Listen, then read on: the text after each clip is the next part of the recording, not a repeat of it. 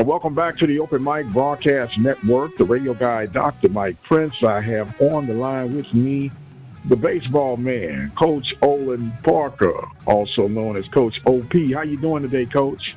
I'm doing good, Mike. How about yourself? Well, I dare not complain, my man. Look, it's been a very hectic week on all of the above. Softball is down to tournament time, and baseball, ironically, still has 3 major series that remain, and I guess we'll look into that for the upcoming week. Sounds good. So with all that being established, it seems like the lay of the land has been established in both the East and the West. But if you don't mind, OP, break us down a little bit more detailed, starting from the East. All right, starting in the East. You got Alabama State 18-3. They swept FAMU. You got FAMU coming in at 15-6. They're right there in second in a good spot right now. Bethune-Cookman, they're at 12-7. They were swept by JSU this week, surprisingly. You got JSU at 9-12. Yet another sweep. Mississippi Valley swept Alabama A&M. So the standings look like Alabama State is headed for the title. Their last 3 games, they got Valley this week at Valley. They got Alabama A&M, and lastly they got FAMU. So with that being said, I think they're secured for first. Okay. FAMU and Bethune-Cookman and JSU, surprisingly, who's been playing well as of late, are fighting for second. I think FAMU got JSU at Jackson State. Then they got home games against Bethune and Alabama State, which could be tough. Bethune, they just need to take care of business this week. They got Alabama A&M, they got FAM, and then Jackson. So with that race being that close, that'll be your 2, 3, and 4 from the East. Yes, sir. It's going to be like somebody going to be crossing each other out for those final positionings as well. Right. Well, I wouldn't count Valley out too lightly. Valley stole a game against Alabama State last time they played, and this time they'll be hosting Alabama State at home. So if they could finally win a few games, they may be in the mix for that 4th spot. Let's get to the West. Let's get to the West. You got Grambling at 16-5. They won 2 out of 3 versus Prairie View this week. You got Texas Southern, who's 13-6. They swept Alcorn. You got Prairie View coming in at 13-7. They lost 2 out of 3, like I said, to Grambling. You got Southern at 9-9. They lost 2 out of 3 to UAPB. I wouldn't automatically count UAPB out because now they got 6 wins. They're 6-15, and this week they're playing Alcorn, which has kind of been like the doormat for all the SWAC teams on that side. Wow, what a difference a couple of weeks make, huh? Well, the next 3 weeks definitely gonna loom big. You got Prairie View. They got Southern this week. They're probably playing 4 games, I've heard. One Friday, 2 Saturday, and 1 Sunday. That's going to be huge. So they're playing Southern, and then they're staying at home for TSU and Grambling. You got Grambling that's on the road at TSU this week. You got UAPB at home. Then they're traveling back to Prairie View. When you look at TSU, they could set themselves up pretty good if they go 5-1 in the next 6 games. They got Grambling at home. They go into PV, which is like a home game for them.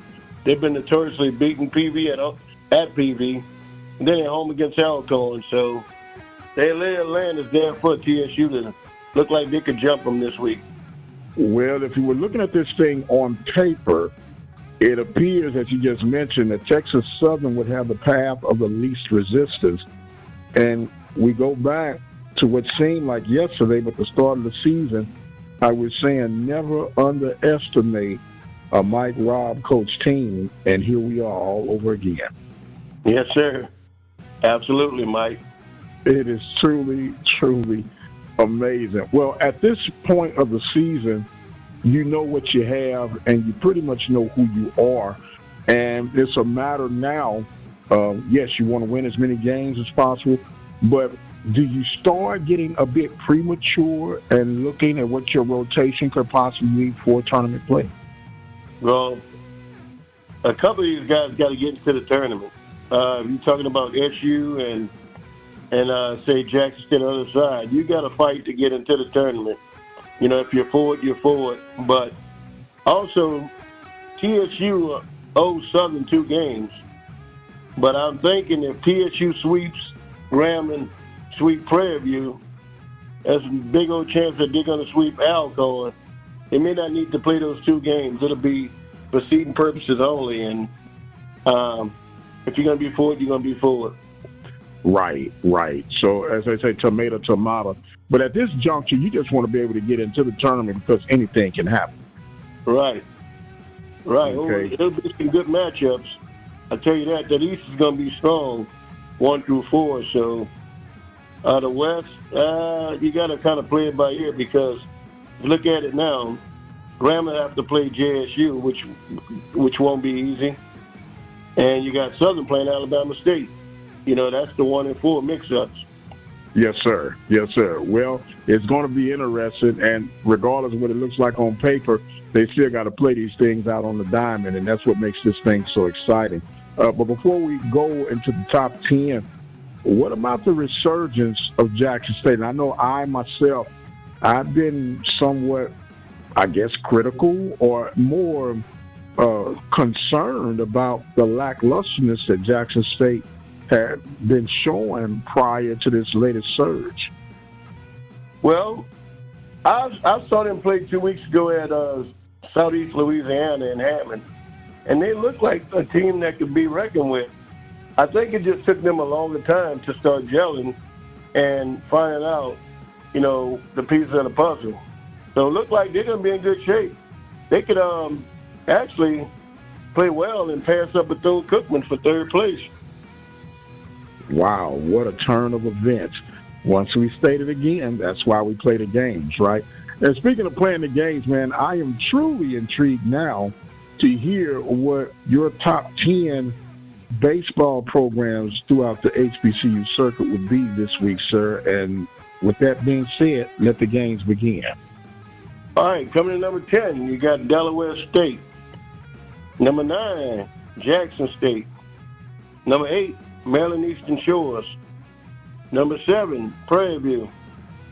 Number 6, North Carolina A&T. Number 5, Bethune-Cookman. Number 4, Grambling State. Number 3, Texas Southern. Number 2, FAMU. And number 1 again, Alabama State.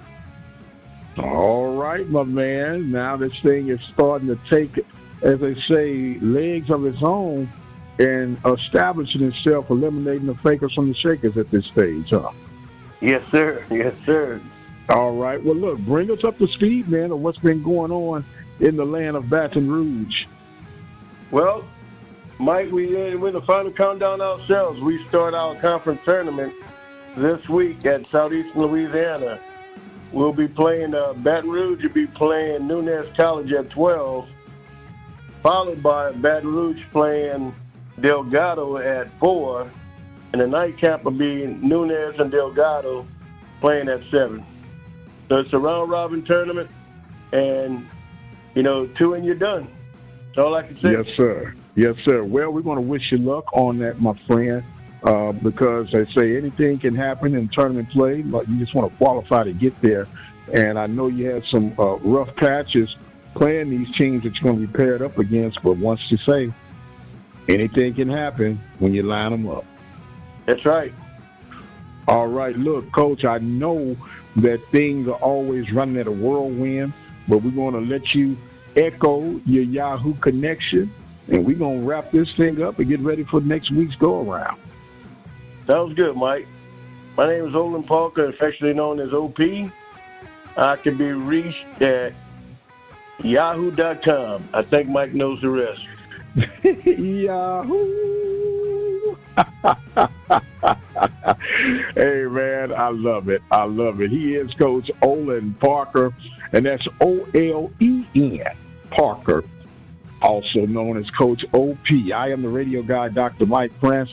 We thank you guys, as always, for joining in with us. Don't forget, you can follow me on Twitter at The Mike Prince Show. And until the next time, you guys be blessed, and we'll see you on the other side.